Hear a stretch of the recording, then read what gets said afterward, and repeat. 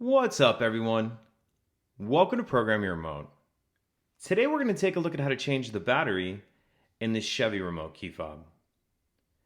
This key fob is going to use replacement battery CR2032, and I'll put a link in the description box of this video to where you can purchase these batteries if you're in need. The other thing we're going to be using is a flathead screwdriver.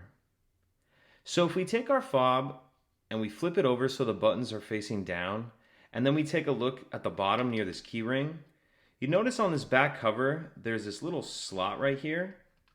So that's what we're going to use to pry up on. We just want to be careful because as these remotes get a little bit older and the plastic gets brittle, sometimes the corners of this back cover will break off. So what we're going to do to try to prevent that is put our screwdriver in, and we're going to go as far as we can over to the one side and pry up on that side, and then come over here and get as far over as you can and pry up. And then once you have it popped up like that, you can go ahead and pull the cover the rest of the way off. And now we see our battery right here. And you can use your screwdriver just to get under the edge of this just a little bit to help get it out of there. Now we'll grab our new battery, and we want to make sure that we're installing that with the plus side up.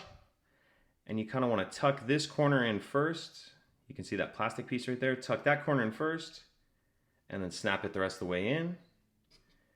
Now we'll grab the back cover, and we want to hook the top on first like this. So hook the top on, and then go ahead and just snap it on. And that's it. If you have any questions, please let me know. If you could take a second to like and subscribe, it helps us out, and I'd appreciate it. Thank you.